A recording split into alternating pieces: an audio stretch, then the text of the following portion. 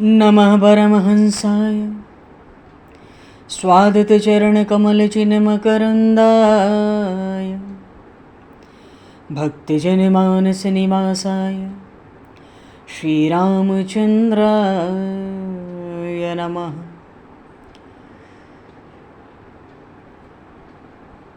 वंशीविभूषितकरान्नवनीरदाभात् पीताम्बरादरुणबिम्बफलाधरोष्ठात् पूर्णेन्दुसुन्दरमुखादरविन्दनेत्रात् कृष्णात् परं किमपि तत्त्वमहं न जाने। वागीशायस्य वदने लक्ष्मीर्यस्य च वक्षसि यस्तास्ते हृदये संविततं नरसिंहम् अहं भजे। विश्वसर्गविसर्गादि नवलक्षणलक्षितं श्रीकृष्णाख्यं परमधाम जगद्धाम नमामि तत्। गङ्गातरङ्गरमणीयं जटाकलापं गौरीनिरन्तरविभूषितं वामभागं नारायणप्रियं अनङ्गमदापहारं वाराणसीपुरपतिं भज विश्वनाथम्।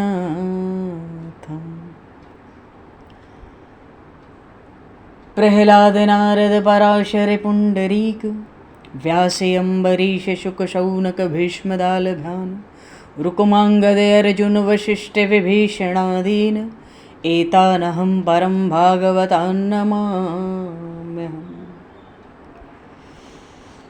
श्रीसीतानाथसमारम्भां श्रीरामानन्दार्यमध्यमाम् अस्मदाचार्यपर्यन्तां वन्दे गुरुपरम्पराम्।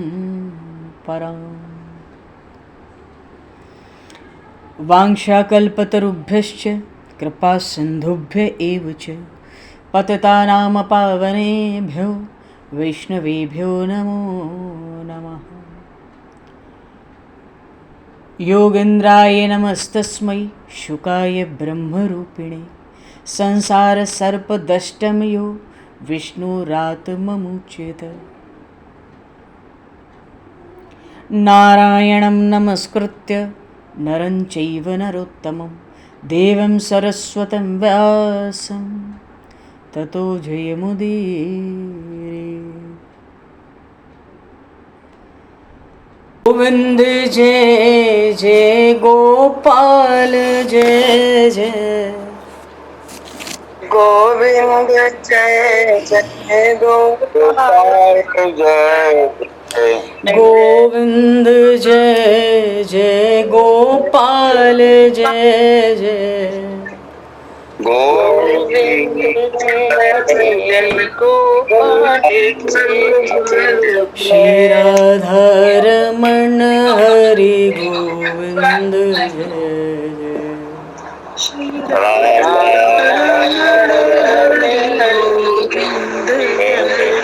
श्री राधारमण हरि गोविंद जय।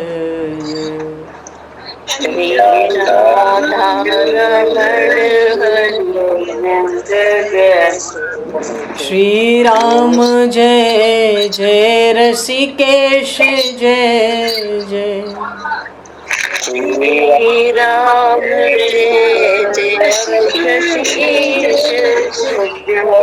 श्री राम जय जय ऋषिकेश जय जय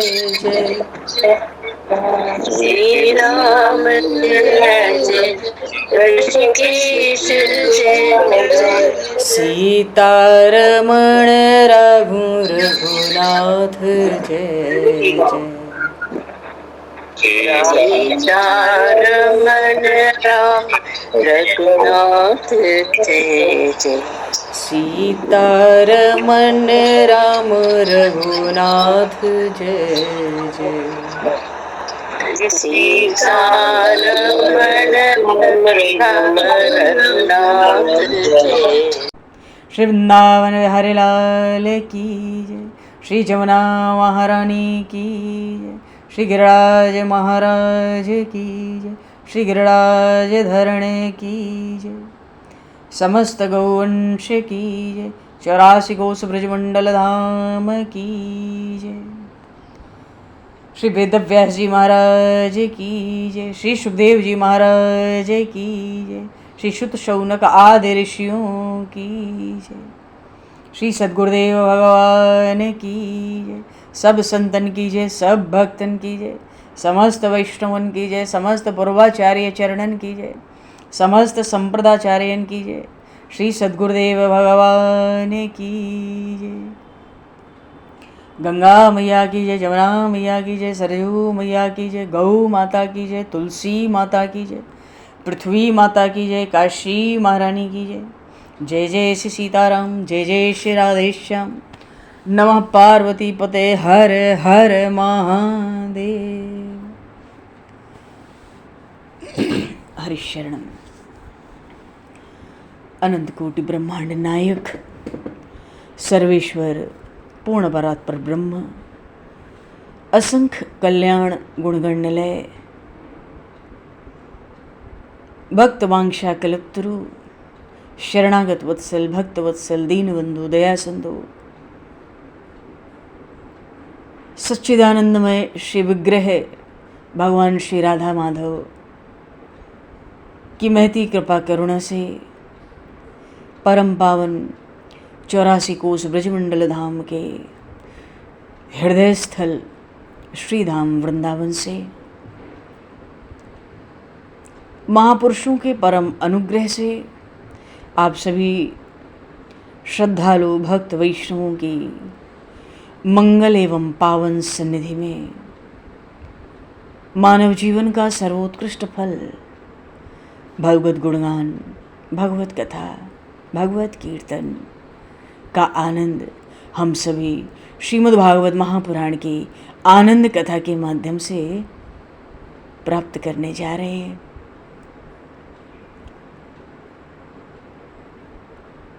सर्वप्रथम आप सभी भक्तजनों के श्री चरणों में भगवत भाव से सादर वंदन, सादर नमन।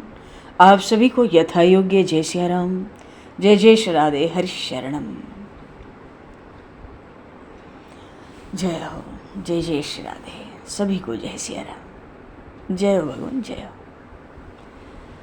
श्री राधे, श्री राधे, जय जय जय जय। कासाय वस्त्रं मणिहारभूषितं सिंहासनस्थं श्रितभक्तव्यापितम् अनाथनाथं करवीरवासनं श्रीकृष्ण गोविंद शरणं प्रपद्ये। श्रीकृष्ण गोविंद मनसा स्मरामि। पूर्व प्रसंग में श्रीमद् भागवत महापुराण का छठा स्कंद, श्री सुखदेव जी महाराज ने छठे स्कंद का आरंभ श्री भगवान नाम महिमा से किया और सिद्धांत का दृष्टांत लेते हुए अजामिल चरित्र का स्मरण किया और सहज ही स्मरण नहीं किया। श्री सुखदेव जी महाराज ने प्रमाण दिया अजामिल चरित्र का।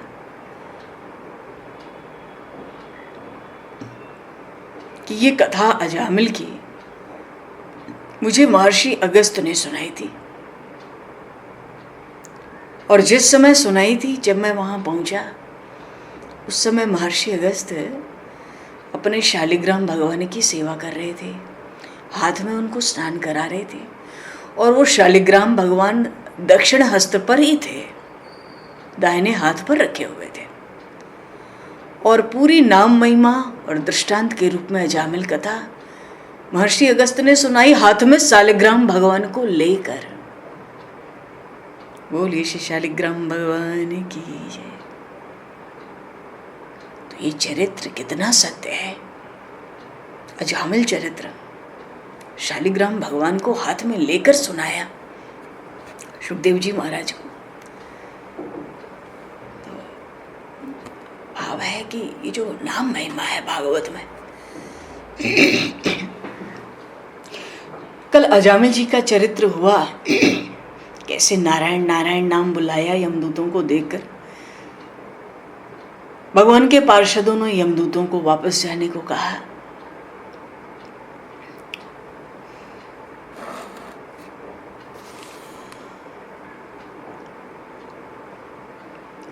अनजाने में ही नाम लिया, तो नाम तो नारायण का लिया, पर यमदूत ये कहना चाहते थे इसने अपने किसी पाप का प्रायश्चित थोड़ी किया, ये तो महान पापी है। हाँ, 2 बार नारायण बोला, पर ये बैकुंठनाथ नारायण को थोड़ी बुलाता, ये तो अपने पुत्र को बुलाया। आसक्तिवश मोहवश अज्ञानाद अथवा ज्ञानादुत्तम श्लोक नाम यत संकीर्तनम संकीर्ततम अघम पुंसो दहे देधो यथा नलः। पर पार्षद तो कहते हैं भाई पुत्र के ही बहाने नाम लिया हो, पर परमात्मा का नाम तो मुख से निकला। 12 वर्ष की आयु शेष थी अजामिल की, पर इतना महान पापी था, 12 वर्ष पहले ही काल का ग्रास बनने वाला था, लेकिन बना नहीं, बच गया भगवान नाम की महिमा के प्रभाव से। कल ये चरित्र हम लोगों ने स्मरण किया। अब संभव है अजामिल का जीवन सुधर जाए। देखो, अनजाने में भी पांव आग पर पड़े तो अग्नि तो जलाती ही है, तो भगवान नाम लिया, जाने अनजाने किसी भी भाव से लिया, भगवान का नाम मुख से निकला तो लाभ तो है ही, विशेष लाभ है। प्रेम से भगवान के नाम का जप करने से दुख का प्रभाव बड़ा कम हो जाता है।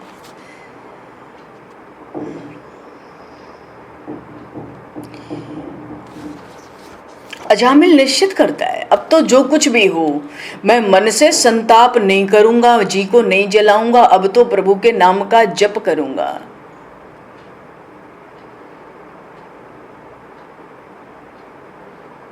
भाव यह है जीवन में कैसा भी प्रसंग आ जाए, परमात्मा के नाम का स्मरण हम न छोड़ें।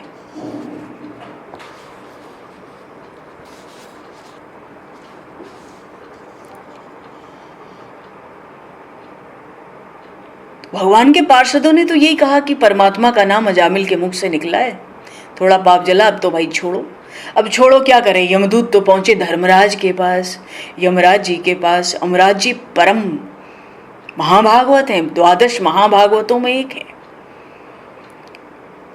तत्व को जानते हैं, परमार्थ तत्व को जानते हैं, भगवान के तत्व भेद रहस्य विभाग को जानने वाले हैं, भगवान के नाम की महिमा को जानने वाले हैं। इसलिए धर्मराज ने, यमराज जी ने यमदूतों से यही कहा, जिह्वा न वक्ति भगवद गुण नाम देयम चेतश्च न स्मरति तत् चरणारविंदम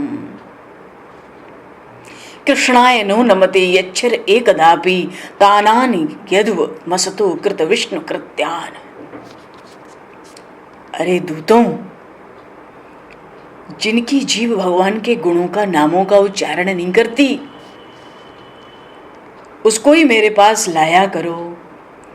जिसका चित्त भगवान के चरणों का चिंतन नहीं करता, उसको मेरे पास लाया करो।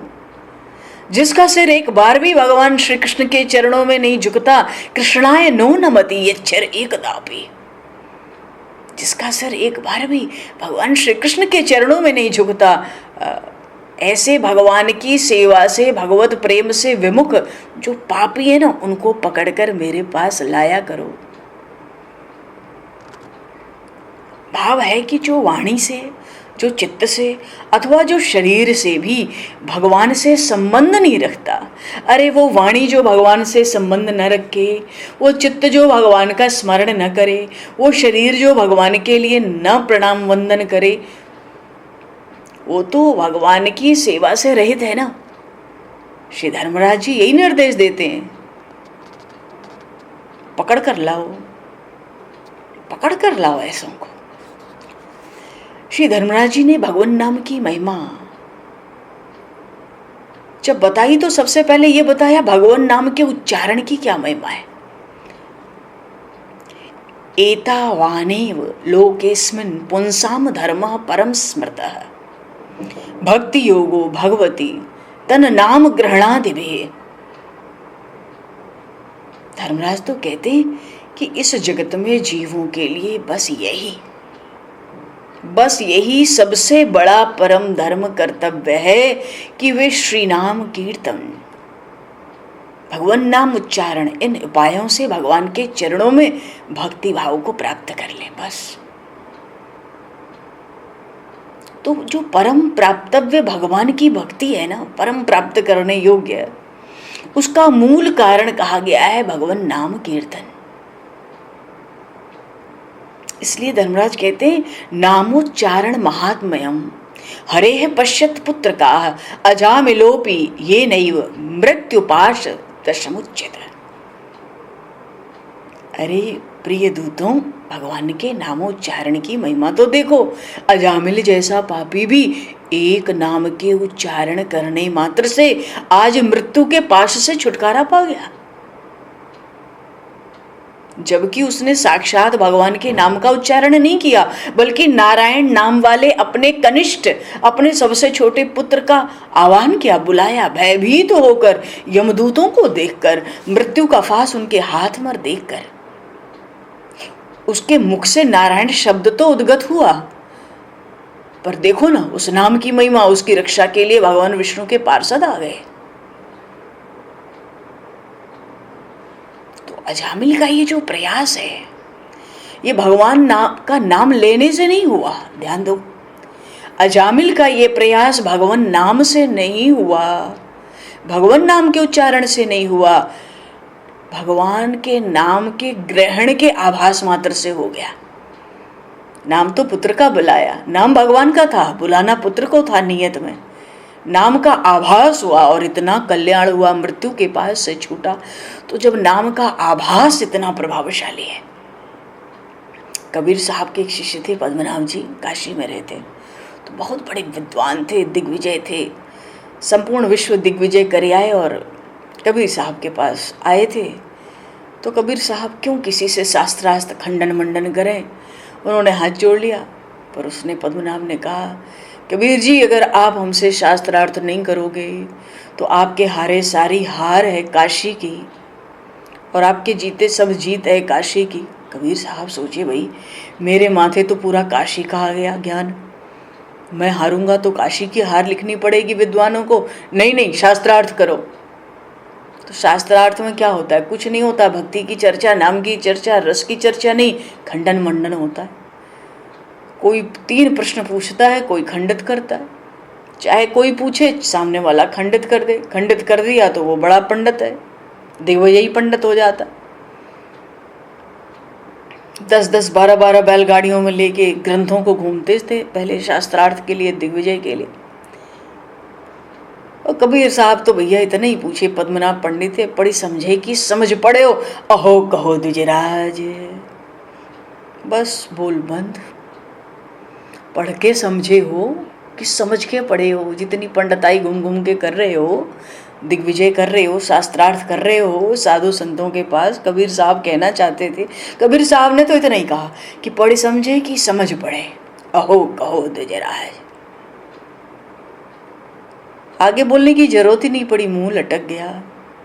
कबीर जी ने ज्ञान दिया था और शास्त्रार्थ के पहले ही शर्त हो गई थी कि जो हारेगा उसको शिष्य बनना पड़ेगा। यही शर्त होती ही थी प्राय शास्त्रार्थ की। तो पद्मनाभ पंडित कबीर साहब के शिष्य बने थे, राम नाम का उपदेश दिया। तो एक बार ये पद्मनाभ पंडित जी गए गंगा जी का स्नान करने काशी में। तो वहाँ किसी को बड़ा गलित कुष्ठ था और बड़ा पीड़ित था उसकी जलन से, कुष्ठ रोग के। गंगा जी में खड़ा था, बड़ा मेला लगा था, बड़ी भीड़, सैकड़ों लोग। पद्मनाभ पंडित सोचे रोज आते थे तो भीड़ नहीं होती थी इस समय, क्या बात है गंगा जी के तट पे इतना झमेला मेला, इतने लोग। पता किया तो पता पड़ा ये बड़ा कुष्ठ रोगी है, गलित कुष्ठ से पीड़ित है, ये मरेगा। कहता है गंगा जी में डूब के मर जाऊंगा, अब जी नहीं सकता। तो डूब के मरने ही वाला था, प्रयास में था, लोगों की भीड़ लगी थी। तब तक पद्मनाभ पंडित पहुंचे। बोले तुम इतनी सी बात के लिए शरीर क्यों छोड़ते हो? शरीर का बड़ा महत्व है। अरे तो क्या करूं, इतना गलित कुष्ठ है, इतना कष्ट है, आपको क्या पता। पद्मनाभ पंडित ने कहा 3 बार राम राम बोलो। गंगा जी में तो खड़े हो, 3 बार राम राम राम बोलो। उसने 3 बार राम राम राम। बोलिए श्री राम राजा सरकार की जय, श्री राघवेंद्र सरकार की जय। उसकी तो पूरी काया दिव्य हो गई, कांचन की। सैकड़ों लोगों ने ये चमत्कार देखा। पद्मनाभ पंडित जब लौटे तो सोचे गुरुजी को, गुरुजी बोले, भाई कबीर साहब बोले आज इतनी देर क्यों की। गुरुजी लोग शिष्यों को लेके बड़े सावधान रहते हैं, कहाँ समय लगा कर आया। पद्मनाभ पंडित सोचे कि हम बताएंगे तो गुरुजी आज खुश होंगे। नाम की महिमा उन्होंने बताया। कबीर साहब बहुत तेज बिगड़े, एक मच्छर को मारने के लिए तूने बंदूक चलाई, मूर्ख हो तुम जरा भी नाम की महिमा नहीं समझते। एक मच्छर को मारने के लिए, कुष्ठ रोग को दूर करने के लिए तुमने 3 बार राम नाम का उच्चारण कराया। तो पद्मनाभ जी बोले, महाराज नाम की महिमा को छोड़ के किसी की महिमा भी तो नहीं है। कलयुग में वो मर रहा था, मैंने उसके प्राण की रक्षा की, मैंने सोचा गुरुदेव प्रसन्न होंगे।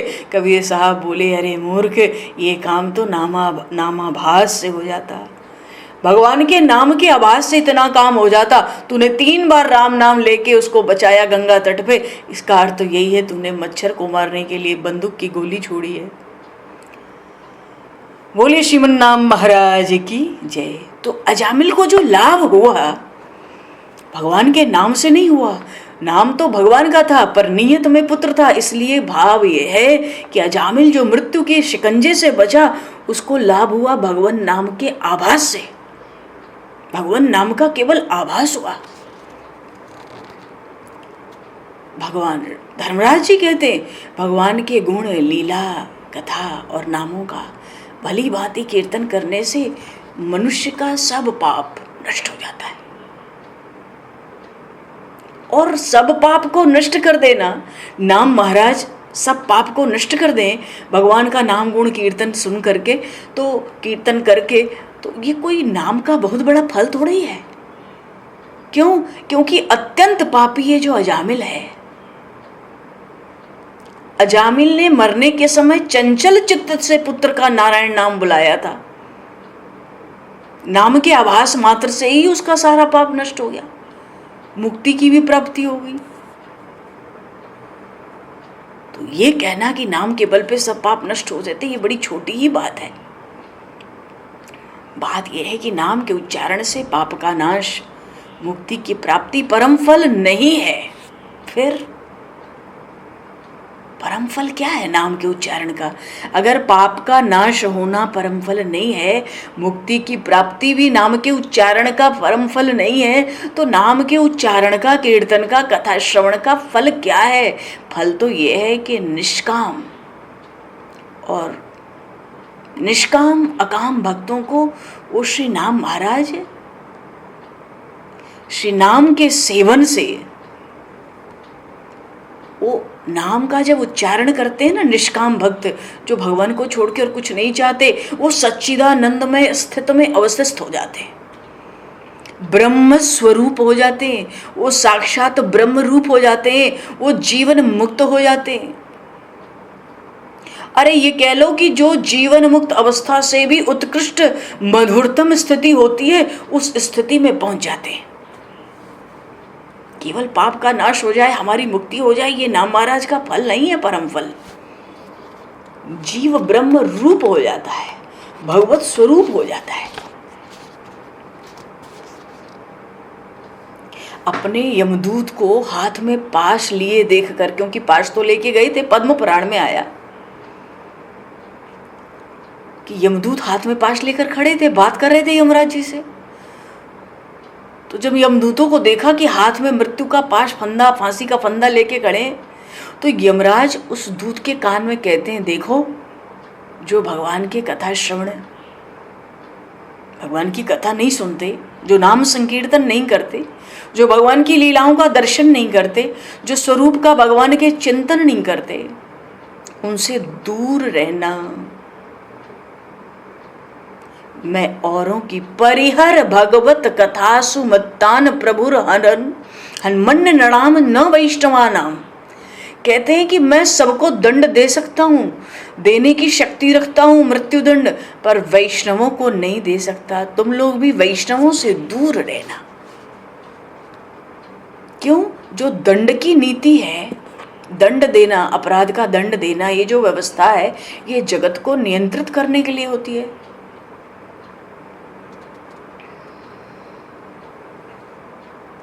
तो जो कुछ विधि निषेध के प्रतिकूल होता है, अपराध करता है, तो दंडनीय होता है, उस पर दंड का विधान लागू होता है।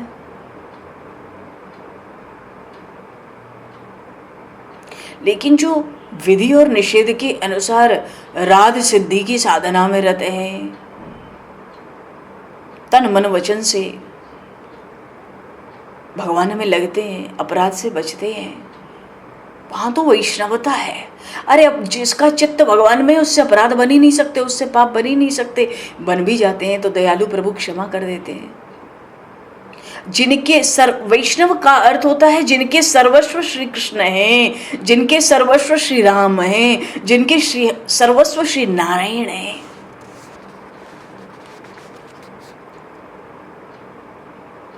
जो ज्येष्ठ पांडव युधिष्ठिर जी हैं वो धर्मराज कहलाते हैं।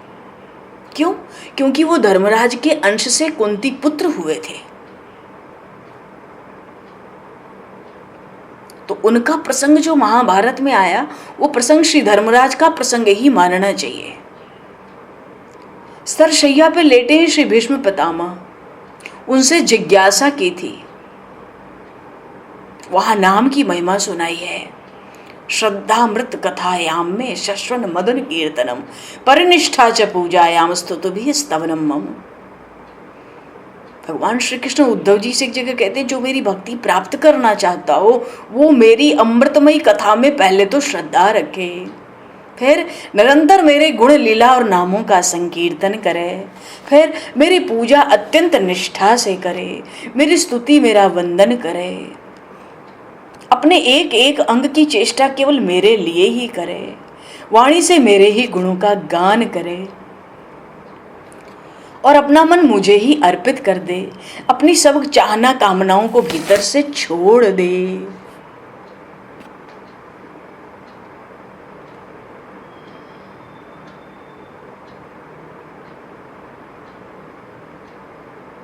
भगवान नाम की विलक्षण महिमा है।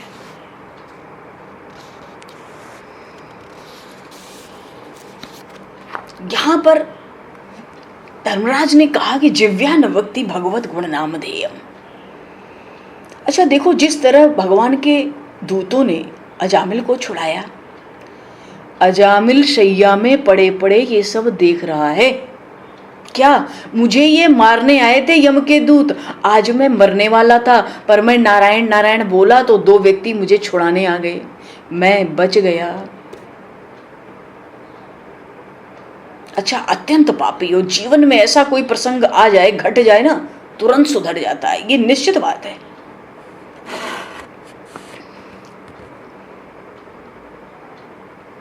तुरंत सुधर जाता है। अति पापी भी महान भगवत भक्त बन जाता है। आज अजामिल को अपने पापों पर पछतावा हो रहा है कि ब्राह्मण होकर मैंने ऐसे ऐसे पाप किए, धिक्कार है मुझे। वो रोने लगा। अच्छा, कई लोग तो पाप करते हैं तो मन में दुखी होते हैं, पर बाद में मन को समझा लेते हैं, पड़ोस के लोग तो और ज्यादा पाप कर रहे हैं। पाप को साधारण नहीं समझना चाहिए। साधारण पाप भी अनर्थ करता है। हाँ, पाप अगर हो ही जाए तो सच्चे हृदय से पश्चाताप करना चाहिए। आज अजामिल को पश्चाताप हुआ, मैंने भूल की, प्रभु की कृपा हो और इस बीमारी से ठीक हो जाऊं तो मैं अपना जीवन प्रभु को अब अर्पण करूंगा। अजामिल भीतर भीतर कहता, अब पाप नहीं करूंगा, अब कोई पाप प्रकृति भी नहीं करूंगा। तो क्या करूंगा? अजी मैं तो सारा दिन भक्ति करूंगा। हरि शरण। अजामिल सोचता है, अब की बार ठीक हो जाऊं, तबीयत ठीक हो जाए तो अब तो मैं भक्ति करूंगा। अजामिल की ऐसी तीव्र भावना है। क्यों? भीतर भाव आता है। जीवन में सच्चे संतों की सेवा की थी जो आज सफल हुई, उसकी अपमृत्यु टल गई। कल बताया था अपमृत्यु और महामृत्यु दो ही तरह की मृत्यु होती है। आज अजामिल की अपमृत्यु होने वाली थी पर टल गई, आज उसका जीवन सुधर गया। अब जब अजामिल स्वस्थ हो गया, घर पर नहीं रहा, फिर घर छोड़कर गंगा जी के तट पर चला गया अजामिल। एक पुराना टूटा फूटा सा बाहर से एक मंदिर था, उस मंदिर में जाकर अजामिल रहने लगा।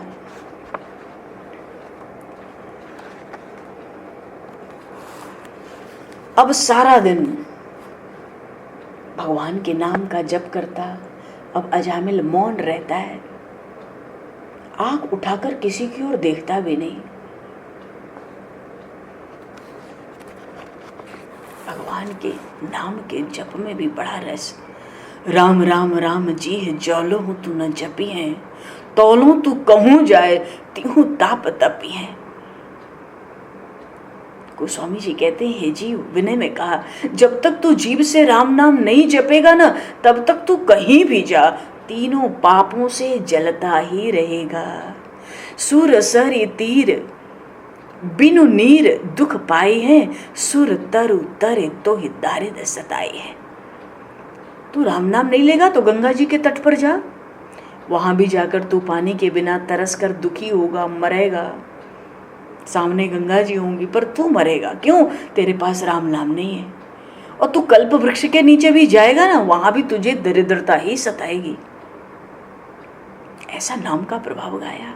जागत बागत सपने न सुख सोई है, जन्म जन्म जुग जुग जग रोई है। तू सो रहा हो, तू जग रहा हो, चाहे सपने में हो, तुझे सुख कहीं मिलेगा ही नहीं।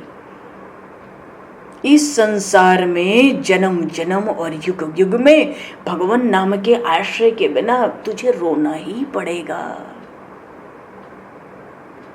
और नाम न लेकर दूसरे साधन से परमात्मा को पाना चाहेगा तो क्या होगा? छूटिबे को जतन विशेष बांधो जाएगो, हुई है विष भोजन जो सुधा सानी खाएगो। नाम को छोड़कर संसार के से छूटने की और दूसरे जितने उपाय तू करेगा ना, नाम से विमुख होने के कारण तू उतना ही कसकर बांधता जाएगा। अरे अमृतमय भोजन सामने होगा ना, वो विष बन जाएगा। इसलिए तुलसी तिलोक तिहु काल तो सुन, दीन को राम नाम ही की गति जैसे जल मीन को। गोस्वामी जी तो अपने के लिए कहते हैं कि तुझ जैसे दीन को भैया तीनों लोक तीनों काल में एक भगवान नाम का ही भरोसा है, जैसे मछली को जल का ही भरोसा रहता है। अजामिल दिन रात नाम का जप कर रहा है, सारा दिन मौन, किसी को दिखता नहीं। बहुत भूख लगती है तो मधुकरी मांगने जाता है। मधुकरी में जो कुछ मिलता है ना भिक्षा में, उसको गंगा जी में डुबाकर पवित्र कर लेता है। दो काम होता है, देखो, भोजन को, प्रसाद को गंगा जी में डाल देने से एक तो स्वाद गंगा जी ले गई, हमारे पास स्वाद नहीं आया। दूसरे वो पवित्र भी हो गया। वैसे भी हम जीव को अधिकार नहीं है स्वाद लेने का। क्यों? वैष्णवजन भक्तजन भगवान को भोग लगाकर प्रसाद पाते हैं। तो जो भोग लगाकर प्रसाद पाता है, नमक न हो तो वो ये न कहे नमक दो। क्यों? भोग लगाने का अर्थ है स्वाद प्रभु का, जीवन निर्वाह हमारा। अब मिर्च कम है, मीठा कम है, नमक ज्यादा है, ये बात नहीं होनी चाहिए। जब हमारे प्रभु ने नहीं कहा तो हम क्यों कहें? हम क्यों कहें कि इसमें नमक नहीं है कि है, मीठा है कि नहीं है? कोई बात नहीं, जब प्रभु ने पा ही लिया। अरे भोग के पहले पता चल जाए तो बात अलग है, जब भोग लगा दिया, प्रभु ने पा लिया, तो अब हमें स्वाद लेने का अधिकार नहीं है। वैष्णव का शरीर अपने सुख भोगने के लिए होता ही नहीं है। वैष्णव का शरीर परमात्मा की प्रसन्नता के लिए कर्म करने का होता है। जब प्रभु ने पा लिया तो वो गंगा जी में भिक्षा को डाल देता, तो जल के देवता को स्वाद देता और एक बार खाता था अजामिल। देखो, अगर भोजन बढ़िया लगता है तो खूब खाया जाता है, अब भोजन नीरस हो जाए तो उतना ही खाएंगे जितने से पेट भर जाए, उससे ज़्यादा खाया ही नहीं जाएगा, कैसे खाएंगे। तो जितना भोजन नीरस है, ये पक्की बात है, जीवन उतना सरस होगा। ज़्यादा नहीं खाएंगे तो रोग नहीं आएंगे, 10 तरह के पेट में आफत नहीं होगी, शरीर हल्का रहेगा। तो भोजन जितना नीरस होगा, जीवन उतना सरस हो जाएगा। भक्ति कौन करेगा? जो स्वाद भी छोड़ेगा और वाद भी छोड़ेगा। ये ज़्यादा चर्चाएं, वाद विवाद में नहीं पड़ना है। दुनिया के मत मतांतर संप्रदाय सबका आदर, पर अपना राम राम जय सिया राम। तो लौकिक स्वाद में जिसका मन अभी फंसा है, वो भक्ति अभी नहीं कर सकता। स्वाद छूट जाए, वाद विवाद भी छूट जाए, अपने सिद्धांत को, अपने संप्रदाय को, अपने इष्ट को बढ़ा चढ़ा के कहने क्यों, क्या क्या थक के क्या करना है, इतना तो खाया नहीं कि इतना तर्क वितर्क करें। तो स्वाद भी छूटे, वाद भी छूटे, तभी भक्ति बढ़ेगी। कई लोगों को आदत होती है अपनी बात को सच्चा सिद्ध करने पे तुल जाते हैं। नहीं करना चाहिए वाद विवाद, कुछ नहीं होता उससे। हमारे शास्त्रों में लिखा है, ध्यान देना, शास्त्र कहते हैं भूख और प्यास रोग है। उसकी रोग है तो कुछ दवा होनी चाहिए। हाँ, अन्न और जल दवाई है। भूख प्यास रोग है तो अन्न और जल दवाई है। अब कड़वी दवा व्यक्ति कितनी खा सकता है, हम बताओ। कड़वी दवा व्यक्ति उतनी खाता है जितनी बहुत अनिवार्य होगी। हम अपने विवेक से दवा खाते हैं। इसलिए शास्त्र कहता है भोजन भी विवेक से लीजिए, भोजन भी विवेक से लीजिए। भूख के रोग को मारने के लिए भोजन की औषधि लेनी है। जिससे भूख का रोग मर जाए, बस उतनी ही औषधि लेनी है भोजन की।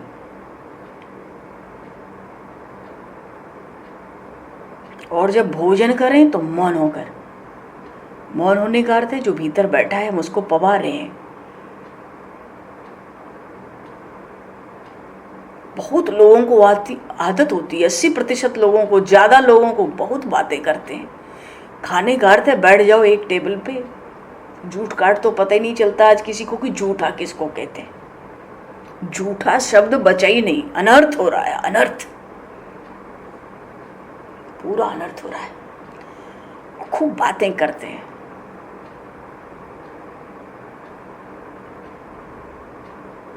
उसी समय मिलते हैं, खूब बातें करते हैं खाते खाते।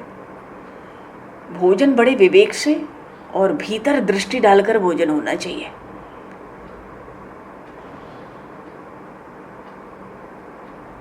जीव जो मांगती है वो जीव को नहीं देना है।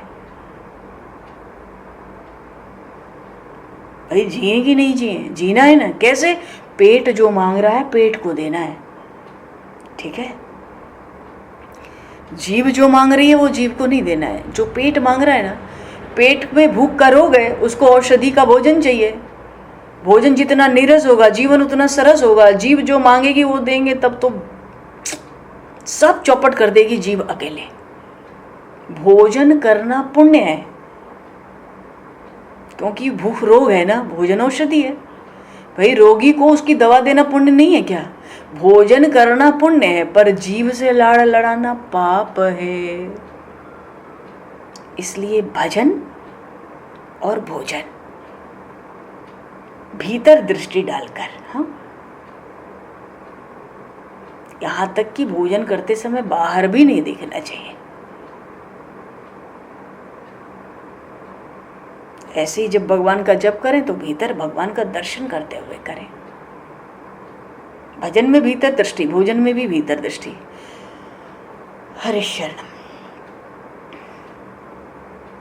अच्छा, भीतर दृष्टि डालेंगे ना तो कई बार भीतर से आवाज आती है अब और मत खाओ। फिर भी हम सोचते हैं 10-15 दिन से पकोड़े नहीं खाए, थोड़े और खा ले। अभी अजीर्ण हो जाएगा तो 2-4 गोली गैस की खा लेंगे। ऐसा नहीं करना है। भोजन साधन है, साध्य नहीं है।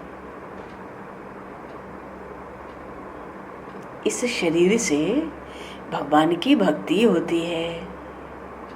तो शरीर को कुछ किराया देना पड़ता है। कई लोग सुबह उठ के बस यही सोचते हैं दाल बनाऊं कि कढ़ी बनाऊं, क्या बनाऊं। कई व्यक्ति सब्जी भाजी का विचार करते हैं। 1 किलो सब्जी लेनी थी, सारा बाजार घूमते हैं, आधा घंटा गंवाते हैं। भोजन में स्वाद रखेंगे तो यही सब होगा। भोजन को औषधि समझकर बड़े विवेक से लेना है, क्योंकि जब सादा भोजन होगा तो जीव सुधरती है, और जीव के सुधरने से भक्ति निश्चित होती है। अगर चाहना है तो भक्ति में जीव मुख्य है। अच्छा, जो बहुत बोलता है उसकी भी जीव बिगड़ती है, जो कम बोलते हैं उनकी जीव सुधरती है। बहुत बोलने से शक्ति नष्ट होती है, तो जरूरत के हिसाब से बोलें। मौन रखने से भी जीव सुधरती है। भगवान के नाम का जप करने से भी जीव सुधरती है। जिसकी जीव सुधर गई उसका जीवन सुधर गया। आंख सुधरी तो मन सुधरता है, जीव सुधरने से जीवन सुधरता है। भगवान के नाम का जप जीव से होता है। शरीर घर है और जीव उसका द्वार है, और भगवान का नाम दीपक है। द्वार पर दीपक जलाया जाता है, घर के द्वार पर। द्वार पर क्यों जलाते हैं देली पर दीपक? बाहर भी प्रकाश हो जाए घर के और भीतर भी हो जाए, क्योंकि एक ही द्वार है। जीव भी शरीर में एक ही है, शरीर घर है, जीव द्वार है। भगवान का नाम दीपक है, तो कहाँ जलाएंगे? द्वार पर जलाएंगे। तो भगवान का नाम जीव से जपेंगे, इससे भीतर भी प्रकाश होगा और बाहर भी प्रकाश होगा। गोस्वामी जी कहते हैं, राम नाम मनि दीप धरु, जीह दे हरि द्वार,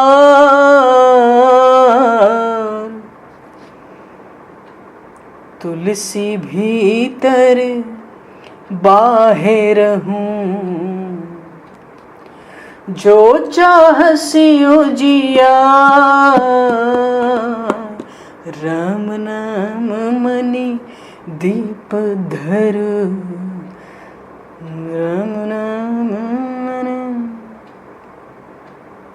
राम नाम मन दीप धर। भगवान का नाम का जो दीपक है जीव पर रखना है। जीव से जप करने की आदत डालना है, मन से नहीं। ध्यान देंगे, जप करने की आदत। अब कोई कहे मन से तो इतना धड़ाधड़ जप होता है, जीव से हम समय लगता है, ज्यादा समय लगता है उतना ही नाम जपने में। मन से जपो तो जल्दी जल्दी नाम हो जाता है, संख्या बढ़ जाती है। पर शास्त्र कहता है, पुराण कहते हैं, संत कहते हैं, जीव से ही जप करने की आदत डालनी चाहिए। मन से जपेंगे 2-3 मिनट, बहुत हुआ तो 10 मिनट जप होगा, बाद में मन छटक जाएगा। जिसने कई वर्षों तक जीव से जप किया होगा वो ही धीरे धीरे मन से जप कर सकेंगे, धीरे धीरे। जब तक मन मैला है, पूरा शुद्ध नहीं है, मन से तो पाप होता ही रहता है, मन से जप नहीं हो पाएगा, अशक्य है। जीव से जप करना है। राम जपु जीह, हे मेरी जिह्वा तू नाम का जप कर। राम जपु जीह जानि प्रीति सो प्रतीत मानी, राम नाम जपे जइहे जिय की जरनी। राम नाम सो रहनी, राम नाम की कहानी, कुटिल कलिमल शोक संकट हरनी। राम नाम को प्रभाव पूजियत गण राव, कियो न दुराव कही आपनी करनी। भव सागर को सेतु काशी हूँ सुगति हेतु, जपत सादर शंभु सहित घरनी। वाल्मीकि व्याध है अगाध अपराध निधि, मरा मरा जपे पूजे मुनि अमरनी।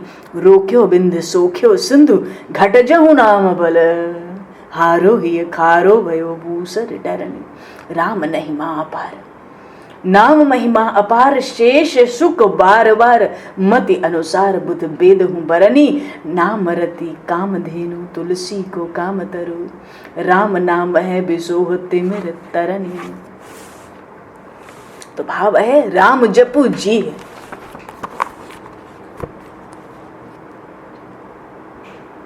राम जपू जी है, जीभ से है जीव तू राम नाम का जप कर, तो जीभ से राम नाम की जप, राम नाम का जप ऐसा कर कि राम नाम के तत्वों को जान, प्रेम पूर्वक विश्वास से जप कर। भगवान के नाम के जप से तेरे हृदय के तीनों ताप शांत होंगे। तो नाम महाराज के आश्रय में चला जाए, शरण में चला जाए, भगवान के नाम का ही कथन कर, नाम की शरण हो जा। ये जो कुटिल कलयुग है ना, इसके पाप दुख संकट सब नष्ट हो जाएंगे नाम से। नाम का प्रभाव तो सबसे पहले गणेश जी ने बताया था, उसी प्रभाव से गणेश जी सबसे पहले पूजे जाते हैं। गणेश जी ने अपनी करनी स्वयं कहीं कुछ छुपाकर नहीं रखी। राम नाम का प्रभाव, इस पर चढ़कर तो भक्तजन सहज ही भवसागर से पार हो जाते हैं। और काशी में भगवान शंकर भी तो मां पार्वती के सहित जीवों को मोक्ष देने के लिए राम नाम का जप करते हैं। अब बताओ महिमा राम नाम की, अपनी मोक्ष के लिए, मुक्ति के लिए नहीं, राम नाम जपने के बाद वो सामर्थ्य आती है कि जीवों को लोग मोक्ष लुटाने लगते हैं। काशी में भगवान शिव मां पार्वती के साथ जीवों को मोक्ष देने के लिए राम नाम का जप करते हैं। महर्षि वाल्मीकि के अनंत पाप थे, मरा मरा जपे। मुनियों ने और देवताओं ने भी उनकी पूजा की। अगस्त ऋषि को देखो, राम नाम के बल पर विंध्याचल पर्वत को रोक लिया, समुद्र को सुखा दिया। ये विंध्याचल पर्वत क्या हुआ? समुद्र को सुखा, 3 घूंट में पी गए। तो सबको पता है विंध्याचल पर्वत का क्या हुआ। ये विंध्याचल पर्वत जो है ना, महर्षि अगस्त का चेला है, शिष्य है। तो एक बार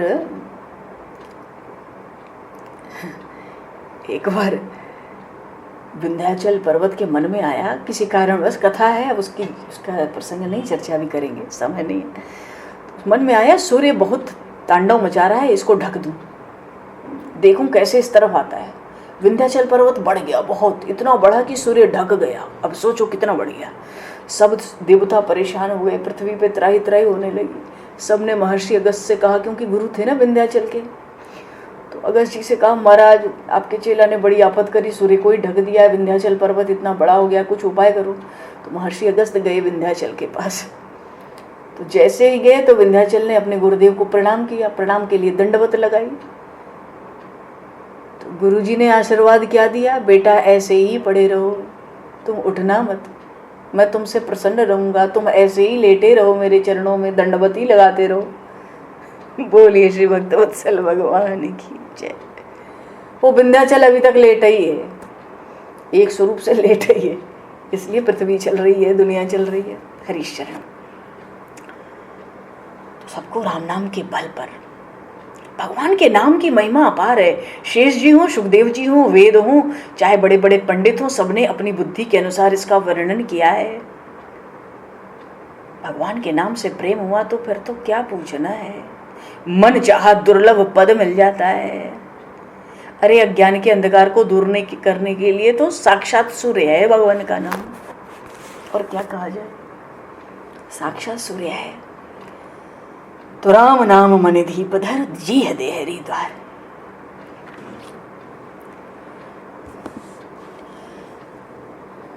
एक बालकांड में एक जगह आया,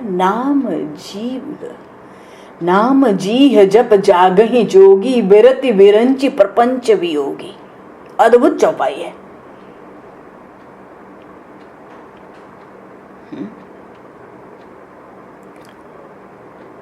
बड़े बड़े योगी भी मन से नाम नहीं जपते। नाम जीभ जप जागहि जोगी। कौन से जोगी? बिरति, जो वैराग्यवान है। बिरति विधि प्रपंच वियोगी। बिरति विरंची, विरंची माने ब्रह्मा, प्रपंच वियोगी, जो ब्रह्मा जी की सृष्टि से परम वैराग्यवान हो गए। ब्रह्मा जी की बनाई सृष्टि में जिन्होंने परम वैराग्य धारण किया, ऐसे महान योगी भी जीव से नाम जपते हैं। नाम जीव जप जागहि जोगी। भाव यह है कि नाम को जीव से जपना बहुत बढ़िया है। पर जीव नाम तब जपेगी जब ये सुधरेगी।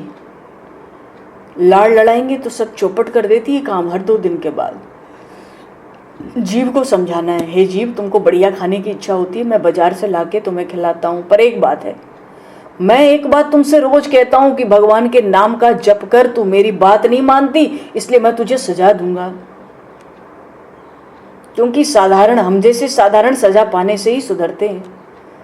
नीम का पेड़ हो तो नीम के पत्ते ले आवे, 12-1 बजे 11 बजे जब भूख लगे तो उसके पत्ते, उसके रस को जीभ को पिलाया जाए। जीभ कहेगी ये क्या है, तब हम कहें तू बहुत बात करती है, तुझे सदा मिलेगी, तू नाम नहीं जपती, तू सुधर जा। स्वामी रामतीर्थ सब त्याग दिए, कहीं मजदूरी करने लगे, तो सब मजदूरों को पगार मिली, इनको भी मिली। सब मजदूरों को पगार मिली तो वहां जलेबी बन रही थी, सब जलेबी खाने गए। अब इनका भी मन हुआ जलेबी खाओ, महान संत है, जलेबी खाओ। क्यों, पैसे मिल गए ना हाथ में। ये पैसे में तो बड़ा दोष है, 2 रुपया भी जेब में हो तो लगता है कि आधी दुनिया जेब में है, जो चाहो ले लो, 2 रुपए में, 10 रुपए में। इन्होंने भी जाके जलेबी ले ली। अब मन धिक्कार रहा है, अंदर युद्ध चल रहा है, जलेबी खाओगे, जलेबी खाने के लिए घर छोड़ा था, भक्ति हो गई तुम्हारी। अच्छा, अंदर तो युद्ध चल रहा है, पर जाते जाते हिसाब किताब हो गया, पैसे दे दिए, ले लिए, जलेबी ले ली, 100-200 ग्राम हाथ में सबकी तरह, जलेबी खाएंगे। और एक जलाशय था, वहां जाकर बैठ गए, जलेबी खाएंगे। पर बड़ा क्रोध आया जीव के ऊपर कि ये अभी भी मेरा नाश करने पर लगी हुई है, मैंने सब छोड़ दिया, ये मुझे अभी भी नष्ट करने पर लगी है। बगल में गोबर पड़ा था, उसका एक एक ग्रास बनाया, जीव के पास, मुंह के पास जलेबी ले जाते, ले जीव तू जलेबी खा ले, खा ले, खा ले, खा ले, कहते कहते गोबर का ग्रास मुंह में डालते और जलेबी को जलाशय में, जल में फेंक देते। 2-3 दफा किया, उल्टियां करने लगे। उसके बाद जीव कभी नहीं मानी, बिल्कुल सुधर गई, ऐसी सजा दी। अजामिल की जीव सुधर गई है, वो सादा भोजन करता है, भगवान के नाम का निरंतर जप करता है। देखो, अज शब्द का अर्थ है ईश्वर। गीता जी के 4th अध्याय में अज शब्द का अर्थ ईश्वर किया है। तो अजामिल ईश्वर और अजा, अजा का अर्थ है माया। आज तक अजामिल माया में फंसा था, अब वह परमात्मा के नाम से प्रेम कर रहा है। अजामिल की जीभ सुधरती है, आंख सुधरती है, जीवन सुधरता है। अब वो प्रभु के धाम जाता है, उसकी तैयारी होती है। बोलिए श्री भक्त वत्सल भगवान की जय। थोड़ी सी और चर्चा करेंगे धाम गमन के अजामिल जी की, तो आनंद आएगा। अभी तो समय हो गया है, इसलिए 2 पल नाम का संकीर्तन करके यहीं पर वाणी को विराम दें तो अच्छा है। नहीं तो विमान उतारने में कितनी देर लगेगी, विमान जाने में क्षण मात्र में अजामिल विमान में पहुंच जाएंगे, धाम पहुंच जाएंगे। तो थोड़ा सा बड़ा मीठा मधुर प्रसंग है, 5-10 मिनट का, 10-15 मिनट का, तो रस लेकर इसको पूर्ण करेंगे थोड़ा भी। बोलिए श्री भक्त वत्सल भगवान की जय, श्रीमन नाम महाराज की जय, श्रीमद् भागवत महापुराण की जय। थोड़ा सा 2 पल नाम संकीर्तन करके वाणी को विराम दे देंगे। श्री सुखदेव जी महाराज की जय, सब संतन की जय, सब भक्तन की जय, सद्गुरुदेव भगवान की जय।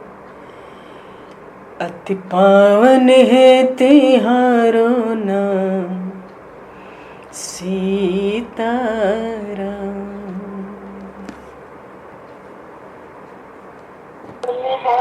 तिहारो नाम सीताराम। अति पावन है तिहारो नाम, तिहारो नाम सीताराम। अति पावन है तिहारो नाम, सीताराम।